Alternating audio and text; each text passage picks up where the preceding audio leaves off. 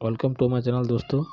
आज हमारे पास जो गाड़ी का साउंड सिस्टम है, तो इस गाड़ी का दोनों स्पीकर है ना, वो बजने के लिए तो एक स्पीकर चल रहा है और एक स्पीकर नहीं चल रहा है। तो हम इसको खोल के देखेंगे कि इसके वायरिंग में कुछ प्रॉब्लम है या इसके जो अंदर में कुछ प्रॉब्लम है। तो थोड़ा चेक करेंगे। जो पहले जो स्क्रू है, दोनों साइड में स्क्रू को खोल देते हैं।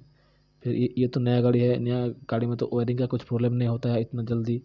तो मुझे लगता है कि जो पीछे जो टर्मिनल है, जो प्लग है, वही थोड़ा सा हिल गया है, कुछ ऐसा हुआ है। तो उसको हम खोल के थोड़ा ठीक से लगाएंगे।